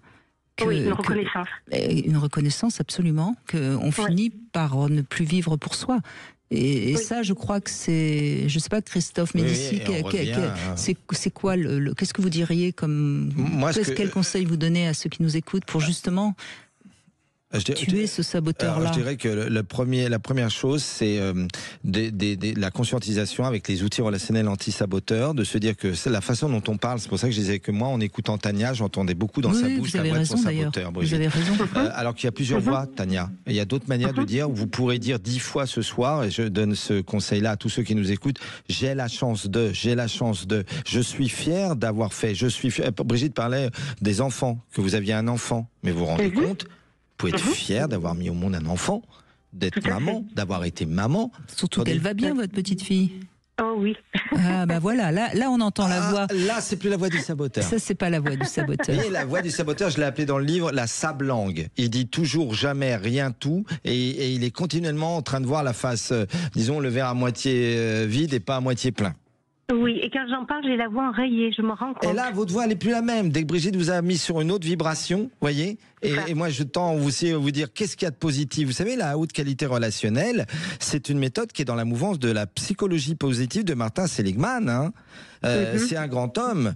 Il faut un petit peu être dans le positif avec soi-même. Ce qu'il faut quand même qu'on comprenne bien, Tania, et ça je le dis pour tous ceux qui nous écoutent, plus on se dit des choses positives, plus notre cerveau va aller vers du positif. Plus on se dit des choses négatives, plus notre cerveau nous entraîne vers des choses négatives. C'est obligatoire. Est-ce que je peux amener une nuance, si vous permettez? Mais évidemment. Parce que me le dire, je me le suis beaucoup dit, mais je n'y croyais pas en fait. Évidemment, votre saboteur il vous empêche d'y croire. C'est ça. Mais Brigitte a raison. Votre saboteur vous dit non mais tu vas arrêter un petit peu de te dire des choses positives. Là, t'as tenté 5-10 fois, c'est faux ce que je te dis. C'est n'importe quoi. Vous entendez ça? Vous voyez votre saboteur? C'est un pernicieux, votre saboteur, au sens étymologique du terme, qui ruine les gens pernicieux, les voix pernicieuses dans nos têtes. Ça vient du latin pernicioso, qui veut dire ruinant. Ça vous ruine. Vous voyez ce que je veux dire? Tout votre discours positif, il veut pas que vous l'ayez. Il ne veut pas. C'est ça. Eh ben oui. C'est vraiment ça. C'est vraiment ça. Venez faire un stage un jour et ça bougera. Eh bien, avec grand plaisir. Allez, je vous offre 50%. Si vous... je vous fais un cadeau. Parce qu'il faut l'oser, votre saboteur, il vous dira non, n'y va pas, t'as pas le temps, n'y va pas, tu le mérites pas, n'y va pas, t'en as pas besoin. Le nombre de gens qui devraient faire un travail sur eux et leur saboteur dit, mais on parlait des hommes ça tout à l'heure. Ça sert à rien. Voilà. Les hommes que je suis pas. Ça sert à rien. Vous savez, les pires gens, ce que leur dit leur saboteur, ils disent je sais. Et dès l'instant où tu dis je sais, tu fais ni thérapie, ni psychanalyse, ni coaching, ni formation. Tu sais pourquoi? Parce que tu dis je sais. Est-ce que tous ceux qui nous écoutent peuvent être d'accord, Brigitte, que dire que le plus abruti de tous les abrutis peut dire je sais? On est d'accord? C'est deux mots. Il y en a plein les bars des gens qui disent je sais. On est d'accord, hein? Et il y a une chanson d'un vieux monsieur, paix à son âme, qu'on adorait. C'était sa chanson Testament. Vous vous rappelez? Un certain Jean Gabin. À 20 ans, je disais je sais. À 50 ans, je disais je sais. À 70 ans, je disais je sais. Oui. Non, je sais que je ne sais rien. Moi, j'arrive, je suis stagiaire, je sais pas grand chose. Et puis, je vais apprendre. Mais alors, les gens qui disent je sais, c'est des sachants. Ils font aucun travail sur eux. Et là, malheureusement, il y a beaucoup d'hommes comme ça. Le genre masculin, le genre. Et pourtant, je suis un homme. Hein. Mais les femmes se remettent en cause positivement, Brigitte, certaines. Je suis pas spécialement d'accord avec ça, mais c'est pas grave. Ouais. On n'est pas là pour débattre sur la question du genre. Tania, ça vous parle? Vous sentez que ça va peut-être faire son chemin? La petite graine que Christophe essaye de planter dans votre cerveau? Oui, c'est évident. Et vraiment, le saboteur, comme vous dites, il est partout. Et vous voyez, quand je vous parlais tout à l'heure, je sentais cette voix enrayée là que j'avais. Et c'est quelque chose de tellement en fond. C'est un disque qui tourne au fond. Et je pense qu'il faut vraiment faire l'effort d'essayer de chercher la petite étincelle qui est en soi. Et ce qu'on aime, et puis peut-être commencer par... Tania, vous savez, quand on vient au monde, quelle que soit notre race, notre culture, notre couleur de peau, notre nationalité, et que sais-je encore, quand on vient au monde, on a un élan vital extraordinaire qui nous permet de sortir du ventre de notre mère. Cet élan vital, pourquoi on l'éteint tout doucement, petit à petit? C'est parce qu'on reste dans des croyances que c'est pas pour nous, c'est notre saboteur qui nous l'éteint, notre élan vital. Et il faut vraiment toujours se rappeler qu'on a tous au moment de la naissance cet élan vital qui est intact. Et si on l'éteint, eh bien il faut aller le rechercher et le réveiller. C'est ça, je suis tout à fait d'accord. Merci beaucoup. Regardez votre petite fille, comment elle ose se mettre debout pour marcher. Regardez les enfants, les tout petits enfants, cette force de vie qui est en eux. Il ne faut pas l'éteindre, cette force de vie. Et elle est toujours là. Elle est toujours là. Même chez une dame de 88 ans. Parfois, elle est très endormie, mais elle est toujours là. Et ce qui est fabuleux, c'est Tania, j'ai envie de vous dire, il est partout, il est partout. Il y a une autre chose qui est partout. Il existe quelque part en vous et à l'extérieur de vous quelque chose qui est connecté à la source éternelle. C'est celle dont parle Brigitte depuis la naissance, qui elle aussi est partout. Et elle vous aime. Elle vous aime, Tania. Et ça, je le dis pour tous ceux qui nous écoutent. Et si vous vous connectez à elle, c'est ça l'élan vital dont parle Brigitte. Vous êtes capable de tout. D'accord, ok, bien. Eh bien, formidable. Vous avez terminé par un mot positif. Bravo, Tania. Vous ne le voyez pas, mais j'ai le sourire. Merci beaucoup. Eh bien, j'en suis ravie. C'est pour 200 €, la Tania. Oh, arrêtez, Christophe. Soyez, arrêtez. Allez, on fait une petite pause de pub et on continue dans un instant avec Christophe Médici, bien sûr, qui nous parle de notre saboteur pour justement le saboter. 14h-16h, Brigitte Lahaie, Sud Radio. 14h-16h, Brigitte Lahaie, Sud Radio. Christophe Médici est avec nous, fondateur de la haute qualité relationnelle, une méthode qui aide les gens justement à être plus en confiance avec eux-mêmes, à améliorer leur estime de vous-même. Sophie est avec nous, bonjour, merci de prendre la parole. Bonjour Brigitte, bonjour Christophe. Bonjour Sophie. Merci pour votre émission. J'ai beaucoup d'émotions dans la voix parce que j'ai écouté les témoignages précédents et je me suis beaucoup reconnue dans pas mal d'entre eux, celui d'avant la pause des infos et celui qui vient de se terminer. Moi, je crois que j'ai pas mal terrassé mon c'est bien. Voilà. Mon saboteur. Voilà. C'est bien, vous savez même plus comment ça s'appelle. Voilà, exactement. Comme quoi, je l'ai vraiment terrassé. Et ça a été plusieurs étapes pour le terrasser. D'abord, celle qui a déclenché tout, si je peux dire, c'est la rencontre avec un homme qui m'a fait vivre l'inacceptable. Et là, je crois que j'ai tapé le pied au fond de la piscine et que ça a tout fait rejaillir, en fait. Et merci à tous les thérapeutes qui m'ont aidé dans cette période. Etc. Mais voyez Sophie, c'est intéressant et important ce que vous dites. Là, vous avez une grande épreuve difficile qui vous tombe dessus et vous auriez pu en effet rester terrassé, mais vous en avez fait quelque chose et grâce à cette épreuve difficile, vous en avez fait une force. Et on voit bien comment dans chaque instant de notre vie, on peut se relever, grandir ou au contraire rester en enfer. C'est ce que je disais, on a toujours le choix et vous avez pris les bonnes décisions et vous êtes en plus là, dans ce que vous nous racontez Sophie, la gratitude malgré tout. C'est-à-dire que j'ai eu cet événement, merci à cet événement, je suis devenue plus grande et plus forte grâce à cet événement. C'est terrible de dire la gratitude malgré tout, on est d'accord, c'est horrible ce qu'on a vécu, merci de l'avoir vécu. Oui, mais c'est exactement ça, c'est-à-dire qu'en fait... Merci d'avoir vécu. Mais Christophe a raison, c'est grâce au fait qu'on apprécie aussi les moments difficiles qu'on traverse, parce qu'on en a fait quelque chose de positif. Et sinon, qu'est-ce qu'on fait? On reste dans la plainte. Ah oui, mais si j'avais pas eu ça, j'aurais pu. Ah mais si j'avais pas eu ça, j'aurais pu. Ça, c'est un saboteur qui parle, c'est pas nous. Tout à fait. Je ne pense pas que je serais la femme que je suis aujourd'hui si je n'avais pas vécu cette expérience dans laquelle je ne suis pas restée très longtemps. J'ai vécu 3 ans cet enfer. Si c'est déjà pas mal, 3 ans, Sophie, franchement. C'est pas 3 semaines. C'est déjà pas mal, mais en même temps, pareil, il y avait beaucoup de signaux, il y avait beaucoup de choses qui me disaient de partir avant. Mais je suis allée au bout, et quelque part au bout, il a fallu taper le pied au fond de la piscine pour remonter. Et oui, bien sûr, mais après toutes les conditions extérieures font que voilà, bon, c'était. Mais en même temps, je me dis, je suis pas restée 15 ans, quoi. Donc, et puis surtout, vous avez su retrouver l'estime de vous-même. Vous avez su vous guérir de ce moment. C'est compliqué quand on est avec quelqu'un de très très très toxique. On est détruite. Et il faut se reconstruire. Et vous avez réussi à vous reconstruire. Et aujourd'hui, plus personne ne pourra vous détruire. Non. Non. Aujourd'hui, plus personne ne pourra me détruire et j'ai même développé mon sens créatif. J'ai créé ma propre société il y a 12 ans et j'en vis. Et j'ai créé à partir d'une idée que j'avais depuis quelques années et j'ai entendu ma petite voix intérieure qui me disait vas-y, tu peux le faire. Et je sentais une main dans le dos qui, à chaque étape de la création, me poussait tout doucement, tranquillement, en me redisant mais vas-y. Et cette voix intérieure, je l'ai vraiment écoutée et maintenant quand elle se manifeste, je l'écoute.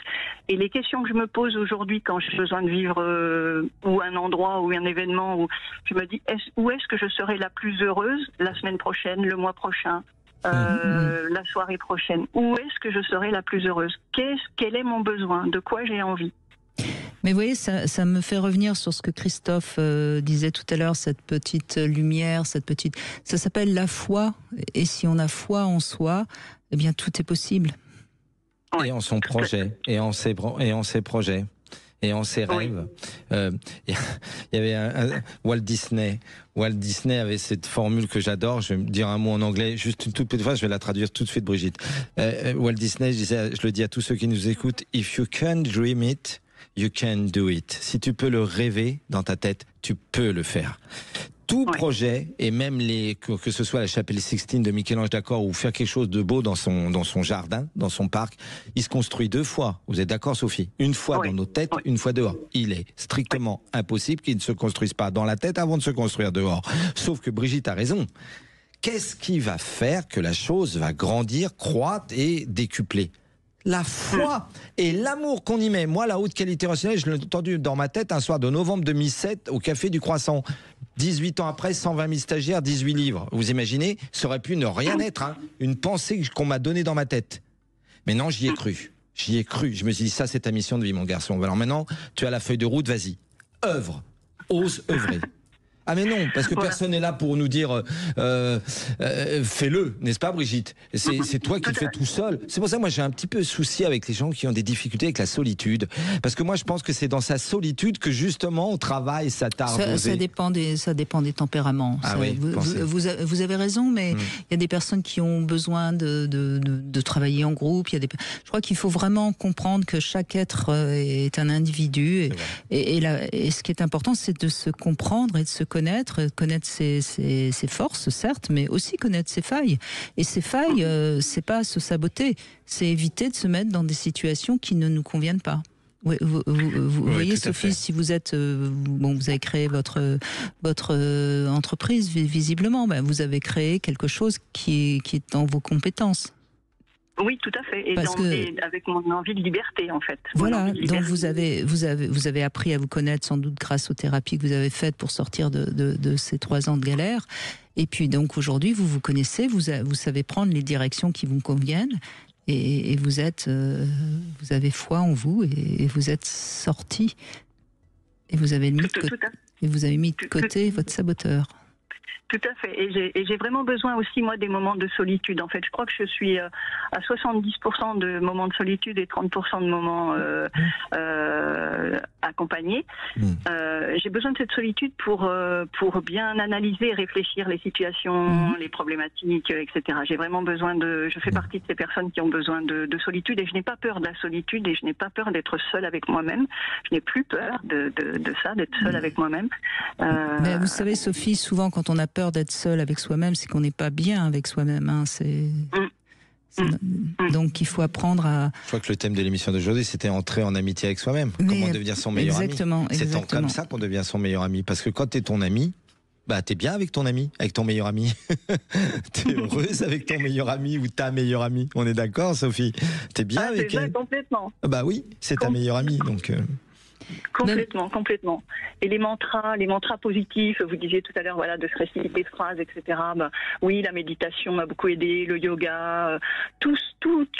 Enfin, chaque thérapeute ou chaque activité à laquelle j'ai fait appel pour dans un moment pour m'aider ou alors pour aujourd'hui me développer, m'a apporté quelque chose, un mot, une phrase. Je tire toutes les ficelles, en fait. Je tire beaucoup de ficelles.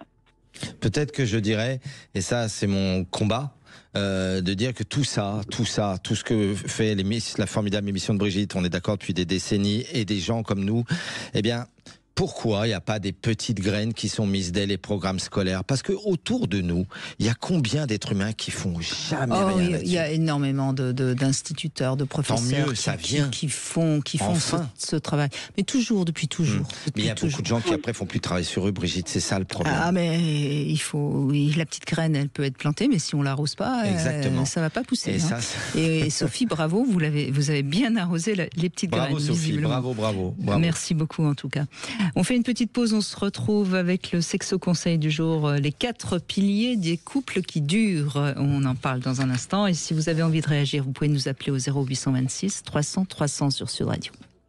Sud Radio. Parlons vrai. Sud Radio. Parlons vrai. Eh bien, Christophe Médici, voici les 4 piliers des couples qui durent. Alors, c'est une demande assez fréquente. On me demande souvent comment on fait pour faire durer son couple. Alors, tous les thérapeutes ne sont pas du même avis. Alors, j'ai fait un peu une synthèse des 4 piliers qui seraient nécessaires pour faire durer son histoire d'amour. Alors, je crois qu'en tout premier, on entend souvent la communication. Je dirais non. Moi, je mettrais l'engagement, ou si vous préférez le désir de continuer ensemble, d'avoir envie de vivre à deux. Tant qu'on n'a pas ce désir-là, ce pilier-là, je vois pas comment le couple peut durer. S'il y en a un des deux qui n'a pas envie de s'engager, on ne pourra pas faire durer son histoire. Ensuite, je mettrai l'intimité. Alors ça englobe la sexualité, certes, mais pas que. C'est aussi la tendresse, le plaisir d'être ensemble, cette intimité-là qui n'existe que dans le couple d'ailleurs. Ensuite, le 3e pilier, ce sera les valeurs communes. Je ne vais pas dire des envies communes, je vais bien dire les valeurs communes, parce que les couples qui n'ont rien en commun, ils risquent souvent de s'éloigner ou alors de se rapprocher trop d'une autre personne. C'est quand même important d'avoir des envies communes, des valeurs communes. Par exemple, quand il y a une trop grande différence d'âge ou une trop grande différence de culture, c'est vrai que ça coince souvent beaucoup, et c'est formidable quand les couples ont une passion commune ou une valeur commune. On le voit notamment dans les couples qui sont très pratiquants, ça crée du lien. Et en dernier lieu, je mettrais l'entente commune, c'est-à-dire une sorte d'amitié, de respect, parce que c'est vrai qu'il faut savoir être solidaire pour vivre en couple, parce que quand il y a un vrai problème, si on peut pas compter sur l'autre, ça va détruire le couple. Et c'est ce qui permet de bien communiquer, cette entente commune. Et si on n'arrive pas à bien communiquer à un moment ou à un autre, il y a des conflits dans le couple. C'est magnifique, peut-être une petite potion magique supplémentaire, mais je partage allez-y, piliers, mais alors à 100%, Brigitte, une belle image de ce couple. On est fiers de cette relation. Vous avez raison, oui. On en est fiers. On a envie de parler de son couple. On parle de son couple. Quand il n'est pas là, on est fiers d'aller avec cette personne en soirée ou ailleurs. On est fiers d'être ensemble. Si on ne présente pas son partenaire à ses amis, c'est qu'il y a peut-être un petit problème. Même quand on en parle Sauf si c'est un couple adultère, évidemment. Bonjour Michel, merci d'être avec nous. Oui, bonjour Brigitte. Bonjour à votre invité. Bonjour Michel. Christophe Médici qui est avec nous. Bonjour Christophe, oui. Je disais à votre collègue que le sujet du jour me parle beaucoup parce que j'ai vécu avec un saboteur interne pendant de nombreuses années. J'ai mis beaucoup de temps à m'en rendre compte parce que j'étais un peu schizophrène dans le sens où je me suis toujours beaucoup aimée, je me suis toujours sentie bien avec moi-même, donc je n'avais pas le sentiment de saboter quoi que ce soit. Et je me suis rendu compte sur le tard, mais il n'est jamais trop tard, que les difficultés que j'affrontais provenaient de moi en fait. Donc je faisais des mauvais choix à répétition avec mes partenaires, mais vraiment c'était suicidaire quoi les choix que je faisais. Comment vous expliquez que vous vous aimiez bien visiblement, en tout cas c'est ce que vous dites, et qu'en même temps vous faisiez des choix de partenaires qui n'étaient pas bons pour vous? Alors, j'ai connu l'inceste étant petite, donc je suppose que ça m'a largement déconstruite. C'est clair. Mais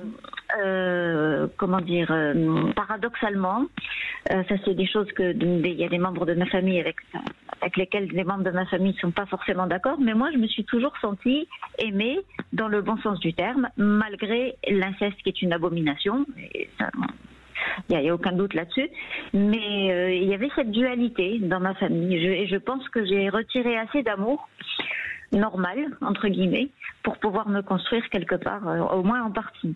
Oui, je vois. Mais c'est certainement pas très simple à comprendre pour ceux qui nous écoutent quand même. Mais ce que ça voudrait dire, c'est votre père qui vous a abusé ? Oui. Oui. Et qui en même temps vous aimait ? Moi, j'ai toujours eu le sentiment d'être aimée d'une manière abominable d'un côté et d'une manière saine de l'autre. Non, mais attendez, c'est pas incompatible. Votre père pouvait vous aimer d'amour tendre, au sens d'un père qui aime son enfant, et il pouvait être un homme pervers qui vous utilisait comme objet sexuel à ses propres fins. Ça paraît en effet incompatible. Malheureusement, quand on est pervers, il y a deux êtres qui s'affrontent, enfin qui sont dans la même personne. Et donc, mais ce qu'il faut bien comprendre, et là je l'explique pour ceux qui nous écoutent, ce qu'il faut bien comprendre, c'est qu'à la fois donc vous étiez capable de vous aimer et de vous sentir quelqu'un d'aimable, mais en même temps vous avez saboté vos vies affectives. Parce que tant que vous n'aviez pas réparé ce traumatisme effroyable, vous ne pouviez pas vivre une relation heureuse avec un homme. C'est ça, c'est exactement ça. Et comment dire, oui, il y a un point sur lequel peut-être peut intéresser certains auditeurs. Oui. Effectivement, c'est difficile à comprendre parce qu'on a parfois cette dualité. Et ce qui m'a beaucoup secouée, c'est qu'un thérapeute à l'époque m'avait dit, vous savez, votre mère était au courant. Et je suis partie quasiment en claquant la porte parce que pour moi c'était hors de question. Je pense que c'est l'amour que j'ai ressenti pendant longtemps, ça me venait de ma mère. Et quand j'ai pris conscience du fait qu'elle savait, ça m'a vraiment beaucoup secouée. Et j'ai dû faire ce travail aussi après de me dire, elle savait, mais elle m'a aimée quand même. Elle n'a pas été capable de me protéger, mais elle a su me donner plein de choses qui m'ont aussi aidé à me construire. Alors, c'est quand même une injonction un petit peu violente quand le thérapeute vous dit ça. Il aurait dû vous dire, mais peut-être que votre mère savait sans vraiment savoir. Je pense qu'il avait compris que j'étais mûre pour l'entendre. D'accord. Alors là, il a dit la phrase qui vous a fait réagir. C'était le bon moment. D'accord. Oui, c'est possible. Oui. C'est vrai que parfois les thérapeutes doivent secouer un petit peu pour. Mais c'est à double tranchant parce que ça peut en effet parfois être reçu très violemment. Michel, une question. Maintenant, là, on sent une femme qui a beaucoup conscientisé de choses, on est d'accord, hein ? Oui, donc, est-ce que vous diriez que votre saboteur, vous savez le neutraliser maintenant et que vous avez rencontré un amour solide suite à cela ? Oui, j'ai un compagnon que j'adore depuis. Bravo. Vous en avez fait quelque chose. Ça fait là un peu encore une synthèse de tout ce qu'on dit depuis le début de l'émission. Vous voyez ce que je veux dire ? Vous avez transformé le négatif en positif, Michel. C'est même formidable parce que vous partez avec un handicap évident. Il n'y a rien de pire que l'inceste, surtout. Ce que j'entreprenais, c'était pour une d'avance que ça n'allait pas aboutir. Et puis, ça a été assez dur parce que ça demande une remise en question de soi. Et quand on prend conscience du fait qu'on a été victime d'abus, on a tendance à se poser en tant que victime. Et c'est dur à un moment donné de se dire, mais en fait, c'est moi l'artisan de mon propre malheur. Même si j'ai été victime à un moment donné, il faut arriver. Qu'est-ce que j'en fais ? Oui. Si on reste, c'est ce que je dis souvent, mais malheureusement parfois les gens ne le comprennent pas. Si on reste victime, on ne peut pas être libre de sa vie. C'est ça. On fait toute sa vie une carrière de victime, comme disait Monique. C'est horrible. Complètement emprisonné. Mais pour sortir du rôle de victime, il faut des tuteurs qui vont nous aider. Parce que au moment où vous enlevez cette carapace de victime qui quand même vous permet de tenir debout, parce qu'il y a quand même beaucoup d'enfants abusés qui se sont suicidés au moment de l'adolescence donc il faut pas nier la violence de ce que vous avez vécu. Mais au moment où vous retirez, si je puis dire, le vêtement de victime, il faut des gens qui sont suffisamment là, solides, pour que vous puissiez vous appuyer dessus jusqu'à ce que vous puissiez à nouveau bravo. Enfin, être enfin la personne que vous êtes aujourd'hui. Donc, c'est bravo, parce que c'est... Bravo, Michel, bravo. Là, on sent une femme qui est bien épanouie, Posée, qui se connaît, etc. Mais je l'imagine bien que ça a été remuant pendant pas mal d'années. Remuant, oui. Et puis, pour revenir à votre question... Ça coupe par moment. Allez-y. Non, mais c'est pas grave, continuez. On va y arriver. Oui, je disais que... Bon, ben non. Malheureusement, on vous entend plus, c'est dommage. C'était certainement très important ce qu'avait à nous dire Michel. En tout cas, merci Michel. Je pense qu'elle réagit à ce qu'on disait tout à l'heure. C'est que on peut toujours, de n'importe quelle épreuve, sortir de son rôle de victime. Et proactive et en faire quelque chose. Parce que les saboteurs, ils adorent les victimes. Ah, mais ils adorent. Et les alliés extrinsèques des saboteurs, Brigitte, ils vont aller le chercher et appuyer dessus, évidemment. Quand la personne se positionne en victime, elle va rencontrer un persécuteur. Parce que dans le triangle de Karpman, il n'y a pas que le sauveur, il y a le persécuteur aussi. Ils sont trois, il y a 3 acteurs. Et j'en profite pour dire qu'on est actuellement malheureusement dans une société où on encourage beaucoup les gens à rester victimes. On les encourage à sortir des livres de victimes, etc. Mais malheureusement, rester dans son rôle de victime, c'est continuer à souffrir. Absolument. Alors que lorsqu'on en sort, on entend la voix de Michel qui est J'ai peut-être une voix une explication joyeuse. macro-relationnelle, Brigitte, parce que je pense que ce triangle persécuteur victime qu'on appelle le triangle traumatique de Karpman. C'est à la fois le triangle de l'immaturité, mais c'est aussi le triangle du pouvoir sûr. Les gens qui sont dans le pouvoir sûr sont des gens qui jouent à persécuteur sauveur victime. CF, écoutez beaucoup d'émissions. Eh bien, nous, on vous aide à devenir libre et à être vous-même. On continue dans un instant sur Sud Radio. Vous pouvez bien sûr réagir si vous voulez. Et si vous avez envie de participer à un stage pour aller mieux, n'hésitez pas, vous allez sur le site de Christophe Médici, hautqualitéRelationnelle.fr. On fait une petite pause, on se retrouve dans un instant. Vous voulez parler à Brigitte Lahaie, 0826 300 300. 14h-16h, Brigitte Lahaie, Sud Radio. Christophe Médici est avec nous et nous vous aidons à tordre le cou à votre saboteur, ces petites voix je voudrais vraiment le dire avec beaucoup de vérité. Moi aussi, j'ai de temps en temps une petite voix qui me dit quelque chose et c'est mon saboteur. Et on en a tous. Moi aussi. C'est vraiment important que tout le monde comprenne que ça fait partie de la nature humaine et c'est pour ça qu'il faut en prendre conscience. C'est le meilleur moyen de justement ne pas se laisser envahir par cette critique intérieure. Fabienne est avec nous. Merci Fabienne. Oui, bonjour Brigitte, bonjour Christophe. Bonjour Fabienne. Oh, c'est une voix qui me dit quelque chose, ça. Mais oui, je vous appelle les Sables d'Olonne maintenant. Ah, vous avez fait des stages avec Christophe, c'est ça, oui, Fabienne? Oui, c'est ça, j'ai fait des stages et voilà, on avait prévu de faire éventuellement une petite quelque chose au sable. Ah bah avec joie, Fabienne, quand vous voulez. Et donc, est-ce que vous avez l'impression que justement ça vous a aidé, que vous êtes beaucoup plus en bonne qualité relationnelle avec vous-même? Oui, ça m'a aidé. Et maintenant, je suis toujours, du point de vue amour, toujours, je pense que je me sabote les histoires ou on me les sabote, je sais pas comment ça marche. C'est pour ça que demain j'ai rendez-vous pour une séance de MDR. On avait fait la semaine, je sais plus, une quinzaine de jours. On en avait discuté avec, je ne me rappelle plus comment il s'appelait votre invité, de Brébançon, une chose comme ça. Guillaume de Brébançon. Voilà. Et en fait, j'ai probablement quelque chose d'inconscient qui me fait saboter mes histoires. En fait, c'était. Vous savez, Fabienne, si vous alors. Première chose positive, vous avez réalisé que vous sabotez vos histoires. Donc c'est déjà plus totalement inconscient.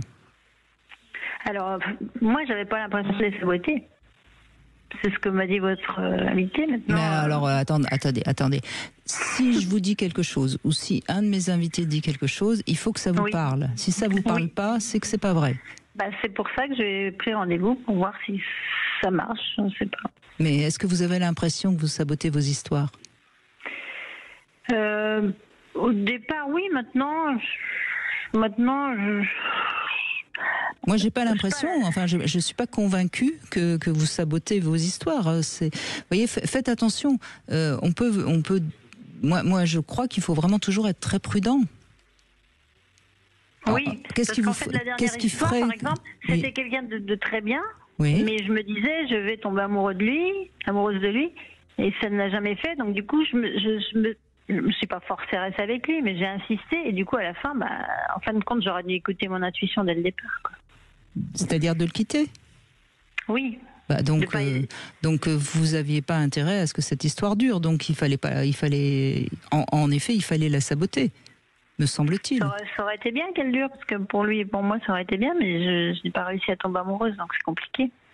Mais quand on n'est pas amoureuse, Fabienne, à la limite, c'est pas une histoire d'amour pour soi. On est dans une histoire d'amour quand on est amoureux et amoureuse, on est d'accord. Je pensais que ça allait arriver. Ah oui, mais ça, Fabienne, c'est pas une science exacte, l'amour. Brigitte est bien placée pour le savoir, et moi aussi. L'amour, ce n'est pas une science. L'amour, c'est un cadeau de Dieu à chacun à son heure. Et justement, le plus terrible, c'est comme disaient mes profs en psychosociologie en thèse, c'est une pathologie et peut-être la seule pathologie aimable. C'est pas pour rien qu'on tombe amoureux. C'est une maladie. Rappelez-vous Michel Sardou. Elle court, la maladie d'amour. Et comme on est malade, Fabienne, mélangeons pas tout. Vous avez du mal à tomber amoureuse, c'est ça le problème? Alors, je tombe amoureuse, mais jamais des bonnes personnes. Ah. Donc vous n'avez pas envie de vous engager, peut-être? Si, justement. Si vous aviez envie de vous engager, vous tombez... Moi, j'en ai vraiment envie, mais si, j'en ai envie. De vous engager? Oui. Vous avez plus envie d'être seule? Ah non, j'ai envie de m'engager. Ah non, je me plais seule, mais je préfère être avec quelqu'un. Franchement, je préfère partager des choses que... Mais franchement, je suis heureuse seule, mais c'est quand même plus sympa à deux. Mais pourquoi? Pourquoi? Parce que c'est super d'être amoureux, d'avoir des petits papillons dans le ventre. Je parle pas d'être amoureux, là, je parle de vivre à deux. Ah, de vivre? Alors vivre, non. J'ai 61 ans pour l'instant. Non, mais voilà, c'est encore une fois, il y a la femme avec tout ce que ça comporte d'idéal de l'amour, etc., qui voudrait être amoureuse. Alors être amoureuse, ok, ça dure quelque temps, mais ça ne permet pas de vivre à deux longtemps, puisque on n'est pas longtemps amoureuse. Et donc moi je crois que votre problème, c'est que pour l'instant, vous êtes encore dans l'idée de vivre une histoire où on serait amoureuse et que ce serait vraiment l'âme sœur qu'on rencontre. Mais quand on entend que vous dites « Oh ben non, à mon âge, j'ai vraiment pas envie de... » Non, vous avez pas du... Mais pourquoi pas par la suite, quand je connaîtrai mieux la personne, pourquoi pas habiter ensemble? Oui, j'ai rien contre. Vous avez rien contre. Voilà. Mais les mots ont leur importance. Vous avez rien contre, mais vous n'avez rien pour non plus. Ah si? Excusez-moi, vous m'avez dit je n'ai rien. Non mais Fabienne, vous m'avez dit. Je n'ai rien contre pour le moment. La phrase n'était pas terminée. Oui, vous êtes très maligne, hein, mais ça prend pas avec moi. Hein. Vous êtes d'accord, Christophe? On entend bien que Fabienne n'a pas spécialement envie de rencontrer quelqu'un et de vivre une... Je vais pas rencontrer quelqu'un et bing, on habite tout de suite ensemble. Parce que ça, j'ai eu le cas, mais non, ça marche pas. Il faut attendre de connaître la personne quand même mieux. Alors, il faudrait savoir, vous voulez tomber amoureuse ou vous voulez prendre le temps de connaître la personne? Vous êtes pleine de contradictions, Fabienne. Tomber amoureuse. Comme beaucoup de gens, je vous l'accorde. Pour moi, c'est pas contradictoire de tomber amoureuse et après de connaître la personne. C'est pas contradictoire, mais parfois, il vaut mieux être avec quelqu'un avec qui on n'est pas spécialement amoureuse, et puis on apprend à le découvrir, on se dit finalement on est vraiment bien avec cette personne, et ça fait des couples parfois bien plus solides que quand on part sur les chapeaux de roue pour après découvrir que finalement... je suis d'accord avec vous. Mais c'est ce qui m'est arrivé la dernière fois. Je ne suis pas tombée folle amoureuse, je me suis dit on s'entendait bien sur plein de points, mais voilà, je n'arrivais pas à avoir envie de lui, c'est compliqué. Alors que je pensais que ça allait venir un jour, mais non. Il y a encore quelques stages nécessaires auprès de Christophe. Revenir, Fabienne, on va venir au Sable d'Olonne faire une séance de mélothérapie, d'accord Fabienne? Je crois qu'il y a encore du boulot, Fabienne. Allez, on va conclure avec Jean-Paul qui vient de nous appeler, qui a envie de réagir. Bonjour Jean-Paul, merci de prendre la parole. Bonjour. Je veux quand même qu'il y ait un homme dans cette émission, parce que sinon, où est-ce qu'on va? L'homme est là, oui, donc il n'y a pas de souci. Non, moi je voulais réagir parce qu'en fait c'est vrai que les gens se posent beaucoup de questions et ça me fait réagir effectivement. J'écoute très souvent Brigitte, je l'écoute très souvent. Merci. Et je vous aime beaucoup. Et je suis stupéfait parce qu'en fait, j'ai cette chance, nous avons cette chance avec ma femme d'être heureux. Nous avons 51 ans de mariage le 27 juillet. Alors, un homme qui se rappelle toujours de son année de mariage au bout de 50 ans, c'est rare. Hein, vous êtes d'accord, Christophe? Un bon point, Jean-Paul. Oui, là, votre femme, elle est tombée sur une perle avec vous, Jean-Paul. Non, je ne pense pas que c'est un bon point. Je pense que je me souviens des chiffres facilement, quoi, en fait. Donc, ne soyez pas modeste. Et alors, votre secret de la durabilité heureuse, c'est quoi, Jean-Paul? Déjà, c'est essayer de se comprendre, essayer de s'aimer, essayer comment vous dire, d'être à l'écoute de l'autre, et en fait, bon. Vous dites essayer, moi je dirais avoir envie, peut-être. Avoir envie. Et vous avez traversé des moments difficiles tous les deux et des tempêtes parfois. Il y en a eu des conflits, Jean-Paul, en 51 ans. Tout à fait. Et alors la mer, quand elle était démontée, vous avez resté sur le navire. Comment vous avez géré les conflits? Ça m'intéresse. Comment vous faisiez cette tempête-là? Dans les tempêtes conjugales, vous parlez. Ah, je parle de votre couple, oui. Oui, dans le couple, oui, il y a eu des tempêtes, mais en fait, je pense que l'amitié prenait le dessus. C'est beau ça, Brigitte, quand on dit qu'on doit être comme le et la meilleure amie, que c'est très important aussi. On dit entrer en amitié avec soi-même pour être aussi le et la meilleure amie dans le couple, n'est-ce pas, Brigitte? Mais bien sûr. Ça, c'est hyper important. L'amitié, c'est peut-être ce que recherche autant que la compatibilité sexuelle les deux. Vous avez raison, Jean-Paul. Bravo, Jean-Paul. Vous savez ce qui s'est passé, surtout sur notre couple et la chance que nous avons eue. Nous nous sommes rencontrés très, très jeunes. C'était à un âge de 13 et 14 ans, nous étions déjà amis. Et on ne se quittait pas. Voilà, l'amitié. C'était une âme sœur. Vous êtes des âmes sœurs. Oui, et un jour, on s'est retrouvés, on sortait avec des copains, des copines et tout. Et voilà, un jour, on s'est retrouvés tous les deux et on ne s'est plus quittés. C'est une âme sœur. Oui, tout à fait. Quelle chance, mais quelle chance. En même temps, visiblement, Jean-Paul, vous l'avez entretenu, votre chance, oui. Je crois. La chance, ça se travaille. Oui, en tout cas, bravo, 51 ans. C'est les noces de quoi, Jean-Paul? Noces d'or, 50 ans l'an passé. Les noces d'or. Comment dire? Moi, les noces d'or, il faudrait que j'ai 120 ans pour faire les noces d'or. Je ferai jamais les noces d'or. Il y a un âge où si on n'a toujours pas rencontré la personne avec qui on est. Oui, c'est fini les noces d'or. Non, mais j'ai la chance d'avoir les mêmes atouts. C'est-à-dire que nous étions des sportifs. Donc nous avons fait beaucoup de volleyball. Donc nous étions tous les deux dans des équipes différentes en volleyball. Une passion commune, vous en parliez, Brigitte. Une passion commune. Voilà. Nous avons eu des enfants. Vous avez petits-enfants pour le volleyball. Voilà. Merci, en tout cas, Jean. Une famille qui s'aime, en fait. Oui. Et puis vous y avez cru, c'est-à-dire que là aussi, on a beaucoup parlé d'ailleurs d'amour dans cette émission, Christophe Médicis, depuis le début, et on voit comment le saboteur aime bien casser la relation amoureuse, mais en même temps, il faut avoir envie de continuer, il faut avoir envie d'y croire. Et parfois, vous avez vu, Brigitte, comme le saboteur, on a plusieurs scènes dans la vie, d'accord, l'amour, le travail, les amis, la santé, tout. Parfois, il est plus puissant sur certaines scènes et moins sur d'autres. Chez certains, il va faire rater leur vie professionnelle, mais ils vont réussir leur vie amoureuse. D'autres, ils vont rater complètement leur vie amoureuse. Par contre, leur saboteur va pas tellement parler dans leur vie pro. C'est très intéressant, cette histoire de notre saboteur, parce que suivant les rôles, dans la mise en scène de la vie quotidienne, il n'est pas là tout le temps. Je crois qu'on n'est pas pareil non plus sur ça. Il y a des personnes pour qui la vie amoureuse et la vie familiale est prioritaire. Il y en a d'autres, ça va être la vie professionnelle. D'autres sont des artistes et vont me faire passer avant tout leur art. Et c'est encore une fois où on en revient au fait qu'il faut déjà apprendre à se connaître. Et le saboteur fait tout pour qu'on ne se connaisse pas, justement. Tout à fait. Et comme disait Oscar Wilde, s'aimer soi-même, c'est la garantie d'être aimé toute sa vie, parce que la seule personne avec laquelle on est certain, par contre, d'aller jusqu'au bout de l'aventure, c'est soi-même. L'autre, il peut ne plus être là du jour au lendemain.